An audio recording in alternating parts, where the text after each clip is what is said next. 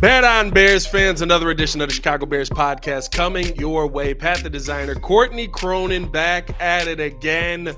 Mandatory minicamp is here, Courtney, and we've got a little up and down today, but not a bad day overall. I would say as far as a team, this is the best day we've seen from the Chicago Bears in totality.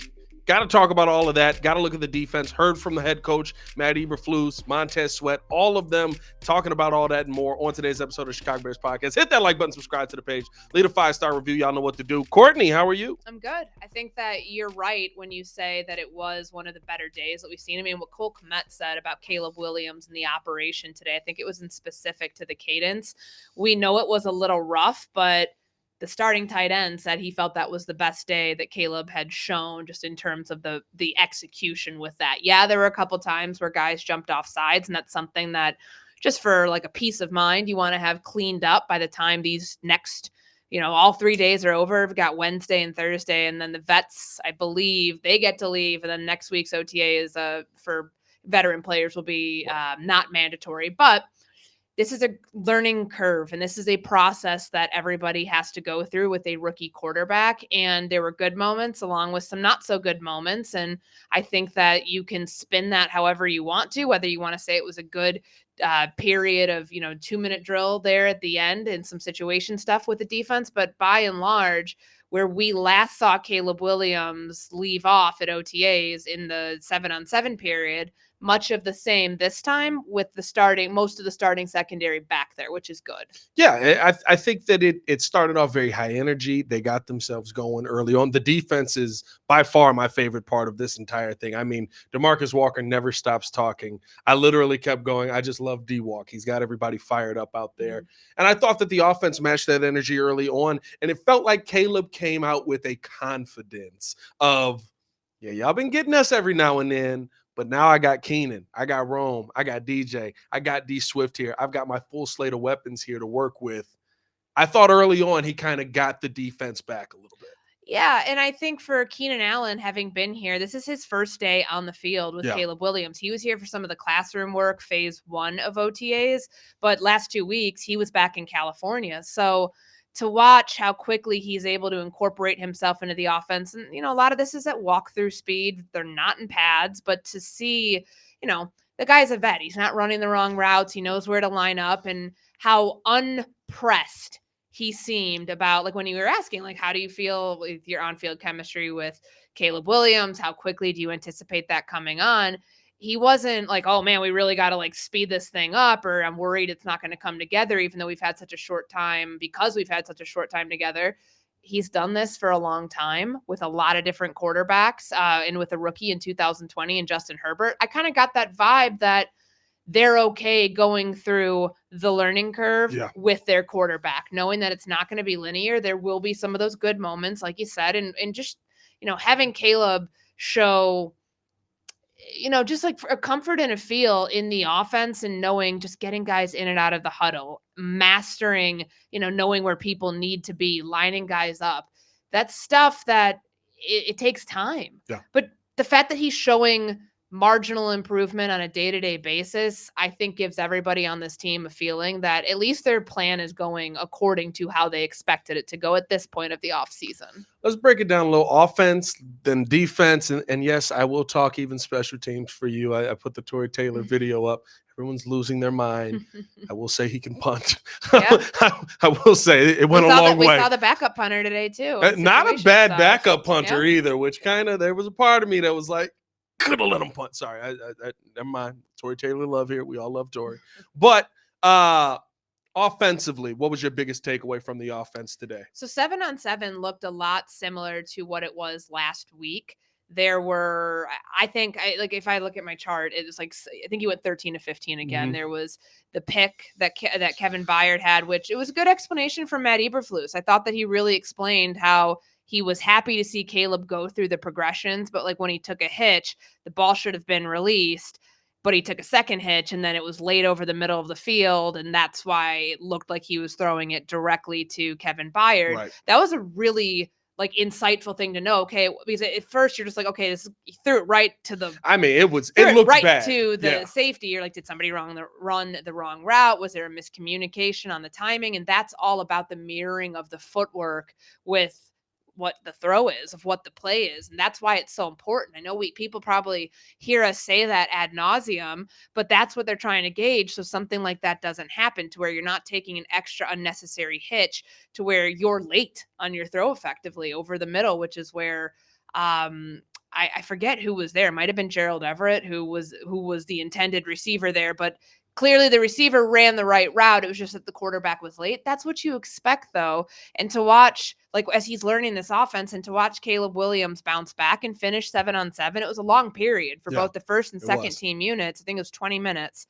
That's a good takeaway. Again, these are, some of these he was throwing into coverage, a couple of them. I think one with Rome Odunze, one with DJ Moore over the middle of the field. It was Tyreek Stevenson in coverage, but those are the moments that you try to stack if you're Shane Waldron, if you're Kerry Joseph, and if you're Caleb Williams learning how to do this. So then you don't get down on yourself for how not so great the final period of practice was, which was the situational stuff. So like they ran 9 plays. There was like 2 false starts in there, couple incompletions, 2 checkdowns that, this defense can't hit him, but they're getting pressure on him right away. Yes. So good sign for the defense, which I know we'll talk about. But I think that, like, by and large, there's a lot of correctable things that happened in the team portion at the end that you hope to see tomorrow, the same mistake not being made twice. Right. I thought the one thing that really stood out to me, and I think that has stood out over the 2 years, that seems to be the constant.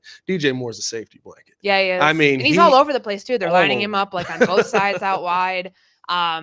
He is everywhere. Yeah. And we're going to have that question all season long, or at least all off season until we get to the regular season. Who's the number 1 receiver in this offense? I think it's very clear that it's DJ Moore still. Yeah, there's a comfort now. Of course, Keenan Allen hasn't been here. Sure. He's going to start working his way in. Maybe there's a change there where he starts to rely on Keenan as much as DJ. But it seemed like to me, anytime Caleb got into a little bit of trouble, he was looking for DJ. Oftentimes he was finding DJ. And it was in, like you said, those moments where he's covered, where there's tough coverage on him, where Tyreek's or Jalen is covering him close, and DJ's still able to come away with that football. That was something we saw that was really something that Justin Fields could lean on last season. And it seems like the rookie's going to be able to lean on that this season as well. It's a really good piece to have when you have somebody that is that consistent of a playmaker. And even I tweeted out a video earlier, like it was a ball that Caleb threw to him during individuals, and it was a little underthrown, but like what happens? DJ Moore is a professional at this. He slows up, knows how he has to contort his body to grab, to make an over the shoulder style catch. Like the toe tapping stuff he does on the sideline, those moments, like I just talked about in individual and in 7-on-7, but they're getting their money's worth with this guy. Like he's really good. And I think for a young quarterback, considering I think this is DJ's 9th quarterback, 9th or 10th that he will have played with since starting his career in Carolina. That's a lot of different quarterbacks. It was 8 in Carolina, so 9 with Fields, and now 10 with Caleb Williams. Did he get Baker too? Did he have Baker for you? Oh my goodness. He did. Yeah. Baker, Sam Darnold, the whole gamut. Philip Walker, PJ Walker, I think for a little bit. Let's hope that this is the last one for you for a while, DJ. We're all hoping that for you. We talked about the positives of the offense. I think there were a lot of positives to point to. What did you see when things kind of took a turn, though? There was that period where the defense started fighting back, and it looked like the offense just couldn't move the football at all. Yeah, and I think Keenan Allen said it perfectly. Like, in practices, defenses are annoying. In this one, I mean, they're jawing. There was a moment where I don't think Caleb Williams actually got touched. I saw him kind of skirt away, but it was like the O-line and the D-line getting after it. Granted, they have helmets and no pads on, so you don't want – it was, I don't know, would you call it a skirmish? I would say that was a fight. Like there was no punches. Kerfuffle. Thrown. Let's go kerfuffle on that fine. one. It was a small. The best part about it for all Bears fans, Caleb Williams went.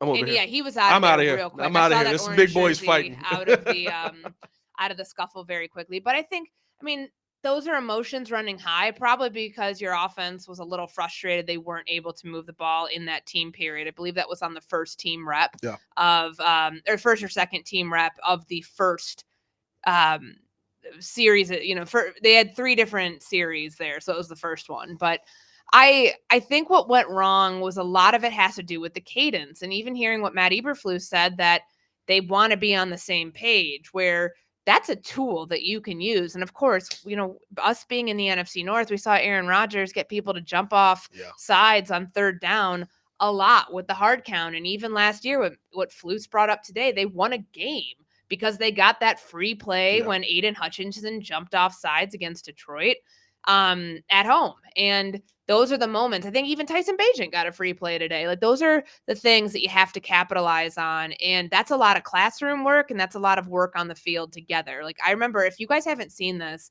Dan Orlovsky was on NFL Live, I want to say it was 2 weeks ago, and did, like, it was a 6-minute segment, which was incredible, watching him talking about the different types of cadences and using your voice as a weapon. And that's something that Cole Kmet, when I asked him about it today, I think that he gave some really good insight into how they're learning based on the sounds that they're hearing from Caleb Williams, and how he's truly I mean, you're using your voice, but he's finding his voice in all of this to make sure that he can be proficient at doing that. Cause that's a very difficult thing to learn when you're, when you're in college, you're doing the clap, or you're looking to the sideline and you see a poster board with different pictures and symbols Baseball, and stuff screw. on it. Yeah, that's the spread offense for you. But here it's very different, and this kind of feeds into an even bigger thing here about him going under center more and not being in shotgun nearly as much as he was. And you're not going to see too much of that now as they're going through the install. I mean, you will see him under center more, but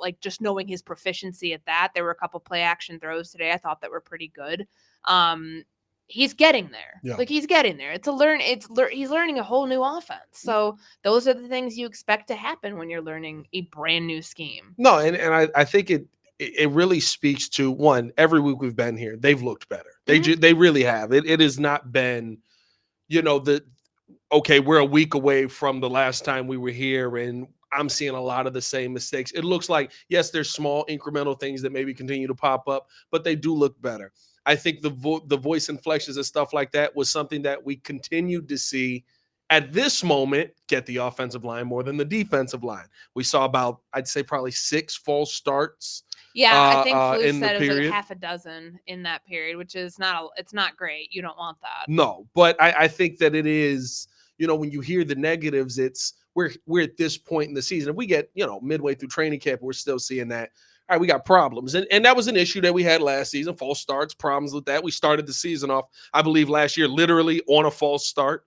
But I think it is just everybody still figuring out who Caleb Williams is, how he goes about, okay, what does he sound like on this? When he's doing a hard count, what does that sound like? Okay, where do we need to be when he's making this play? It's everybody still learning what everything is. And I want people to calm down, because I know X is probably going mad right now hearing that Caleb Williams threw an interception, or that people were false starting already. I think that it all goes hand in hand, though. This is a brand new offense. So if you're one of the people who is freaking out, ask yourself why. It's June, guys. And it's hard to come on this podcast every single week and tell people to slow your roll, because I get it. You want to see progress, but right now the progress is incremental. It's not going to look massive.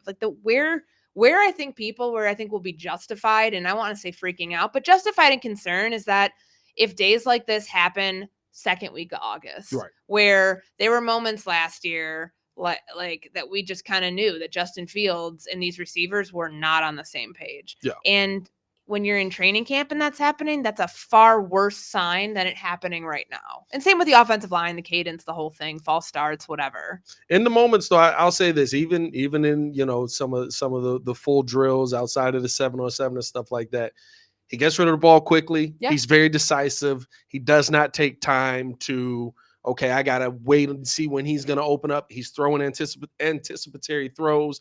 He's doing all of the things that we heard he could do. Sure. And so, Bears fans, be excited about that. Caleb Williams, to me, right now, I think he's taking the lumps that he's supposed to take.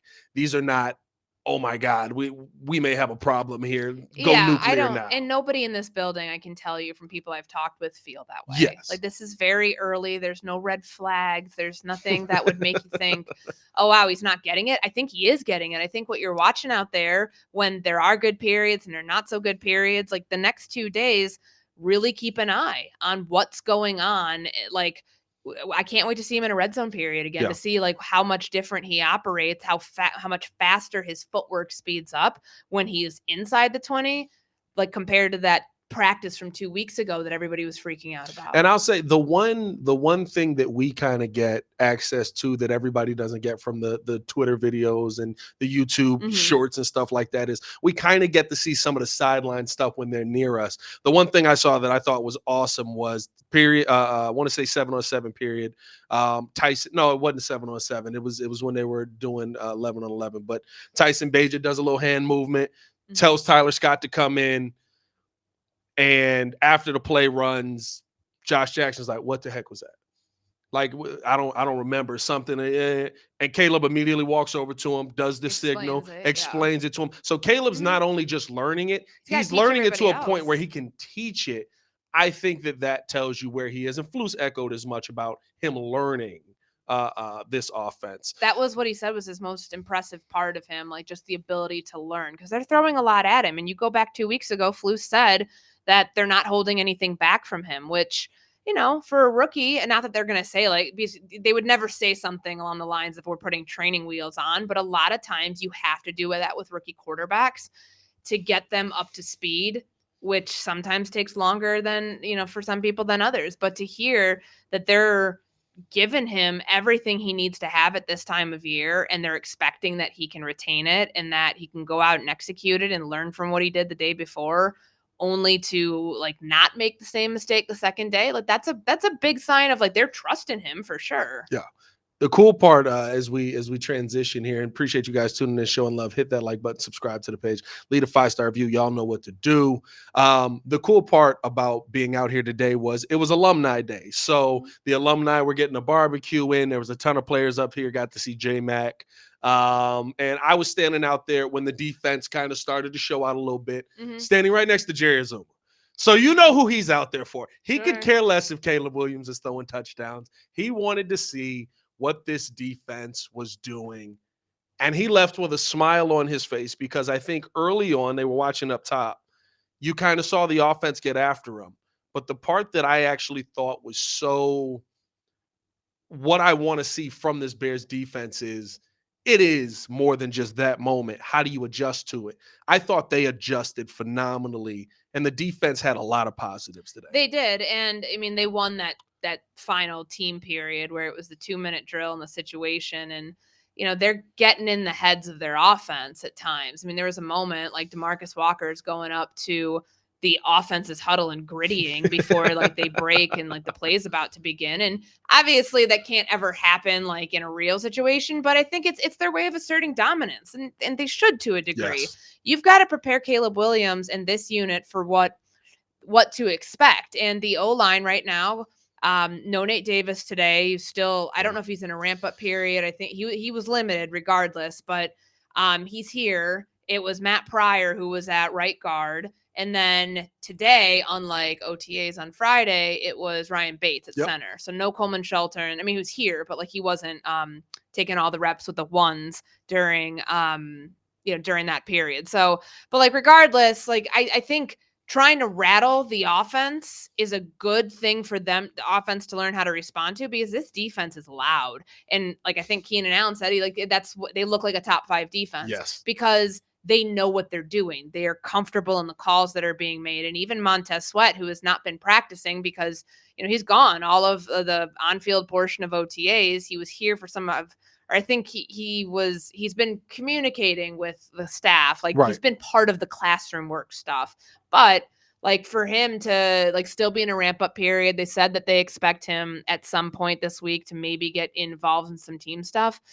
Hearing kind of his perspective on what the defense is doing and, you know, how similar it is, but also maybe like some of the changes that like we're going to expect to see. Certainly not now, because they're still like in the install portion, but there's a comfort with this defense that did not exist at this time last year. Yes. Really didn't, because I mean, you had a young cornerback that you were trying to break in Tyreek Stevenson. You had to have him go through his lumps, and he certainly did, thanks to DJ Moore throughout OTAs and training camp. And now you've got a group that all of those guys at least have been together for one season going into year 2. Some of them on the back end have been together for 3 years, like Kyler Gordon, Jalen Johnson, and Jaquan Brisker. So it's a good spot for them to be in. And I think the addition of Kevin Byard has really, really impressed that unit, just with what they expect him to bring and where all he can play. Yeah, I thought the defense, to me, seeing them bounce back, seeing them, okay, you got a little bit of your oats, it kind of fired them up even more. And D-Walk, like I said, he never stops talking. But I thought that it was really it wasn't to the point where it was disrespectful. I think at times it got a little too far last season. Maybe they've reined that in a little bit more this season. But I thought that seeing the fire they came out with, but then saying, okay, but we also can back this up. This isn't just us talking. Sure. This isn't just us getting in your head. We're in the right spots. We're comfortable. To me, and I think, like you said, Keenan Allen said it the best. This is a defense that, returning to me, is one of the best defenses in the NFL. Now, you still have to be able to create pressure. You still have to, figure things out with Montez Sweat opposite of him. We'll see what that ends up being. But the fact that you've got a team right now that has something that it can hang its hat on to start the season is not something you had starting the season last year. Yeah. And I think that that's a big difference this season. And it's fine for the defense to be ahead of the offense at this time of year. I think that's what you would expect. But for that expectation to become a regular expectation in season, or in going into the season in training camp, I think is a very realistic one. Like, this unit has been together for a long time. Yeah. And comparatively speaking, Matt Eberflus has been his system for 3 years. And I know, someone said they felt like the best part of this defense was the front seven. I think that there would be some who, disagree with that, just because the sack numbers, the pressure stats, the QB hits, all of those things are still lacking a little bit. But, the secondary is a strength of this team. Anytime we're going to be talking about, what is their best asset in Chicago, you're going to be talking about the back seven more than anything else. And I think the 5 that you have in that secondary can go up against anybody. And that's a good thing to boast, considering the types of quarterbacks that they will end up in, a team that they're going to end up going against this year, where guys are not going to be afraid to test. You don't have somebody who's a rookie out there like Tyreek Stevenson was last year, who's going to get tested every single game. They're going to have to make conscious decisions about where they throw. And it's kind of a pick your poison thing. So they're in a good spot with that. And I would imagine that this secondary, this whole defense, will leave minicamp, OTAs, and go away for the summer feeling fairly good about the work that they got in the last 5 weeks. No, 100%. I think the part that was echoed between them, right? I think it was Keenan that said that the front seven, he feels like that's a weapon for the Chicago Bears. But then Montez, some might not agree with that just yet. I agree with you, but I think even Montez saying, talking about Javon, saying he's got all the tools. He's just got to take the chains off and be able to get after it. That's the linchpin of this team. That is okay, if that happens, what does this defense now become? That takes that defense from good to great. Yeah. That is the answer to that question. Anytime you ask, what is this defense going to be? What can it be? They figure out that pass rush. They're a very, very dangerous unit. It's going to be interesting to see kind of how they address that. I saw, I think it was Ben Devine on Twitter was talking about, the Bears are still looking to address the pass rush position, but maybe at a bit of a discount. I don't know. I guess at this point, everybody's a discount now because the few players you have left. We saw this last season where Yannick Ngakoue probably wanted more than $10 million a year, but it got right before the season. He's like, I got to play somewhere. So maybe you're able to get a little something out of that. Defensively, though, I think that this unit has a lot of good things going for it. Who's the standout right now that you've seen kind of over the few weeks that we've been here defensively?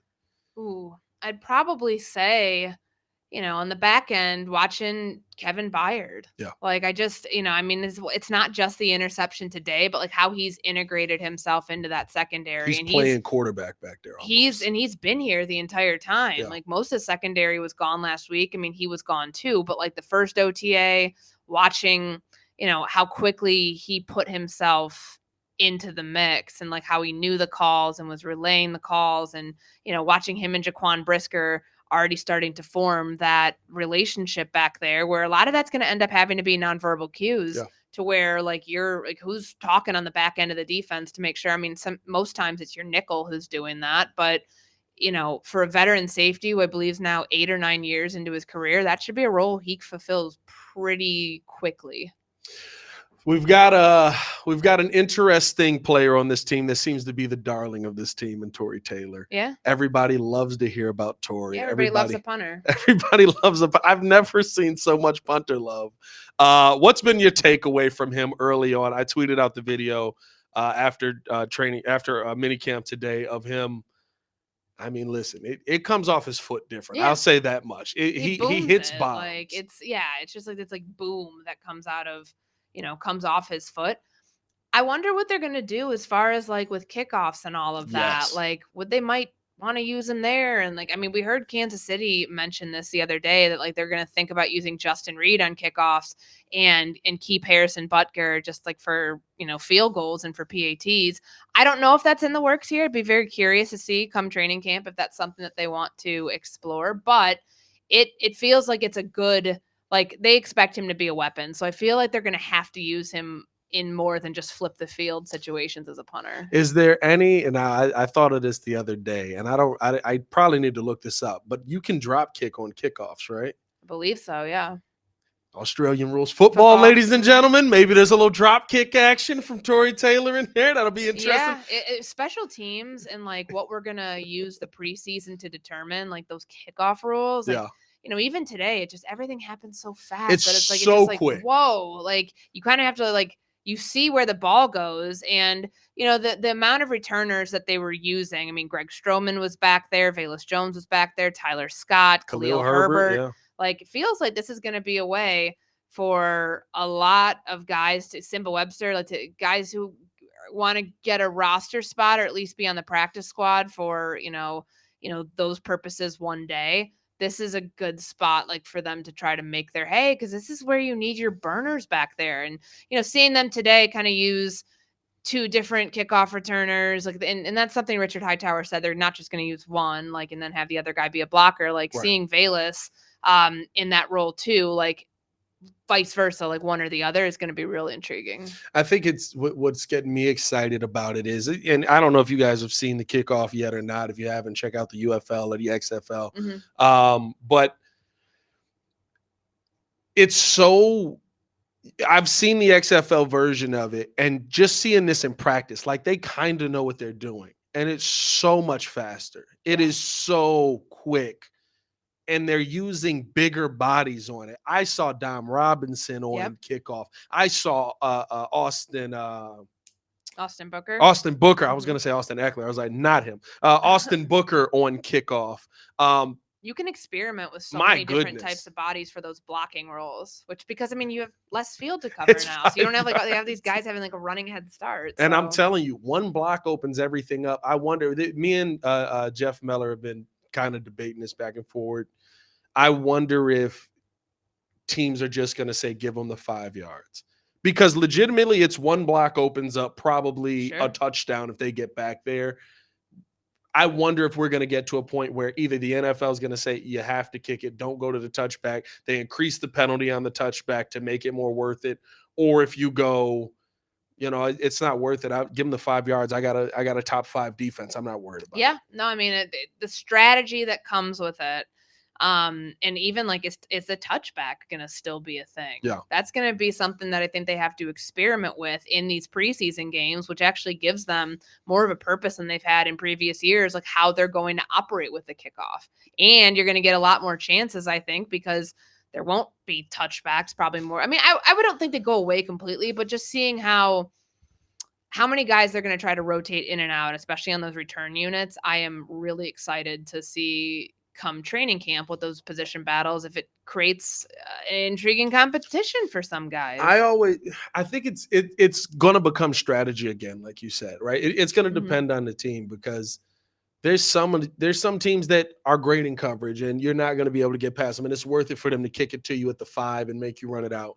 And there's other teams that are going to absolutely suck, and we've seen those where it's just like, boot it through the end zone, start them at the 30. We'll hope for the best. It's going to be based on how good your defense is, how good your special teams unit is. It's going to be interesting to see. It's been fun watching it, though. And I'll tell you what, the loudest coach out there is Coach Hightower. He's got a lot of guys he's responsible for. He's all over it.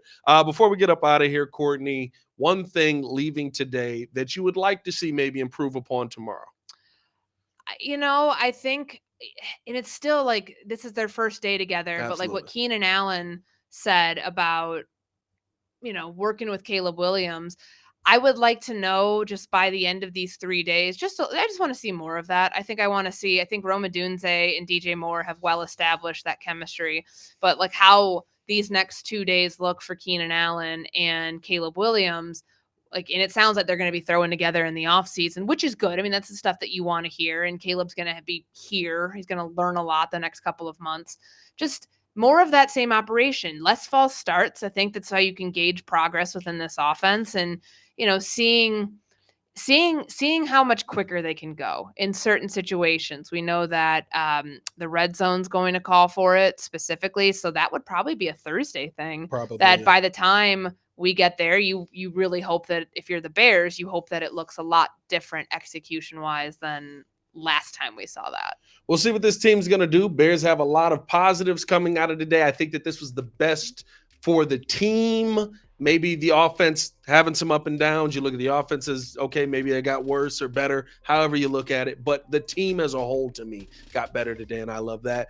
Appreciate you guys tuning in, showing love. We'll be back tomorrow breaking down more. Me and Jason McKee on, I believe we have a special guest coming on, if I'm not mistaken. So stay tapped in with us for that as well. Outside of that, though, appreciate you guys for showing love. Y'all stay safe out there in Chicago. For Courtney Cronin, it's your boy Pat the Designer, back at it again. Peace. Right out.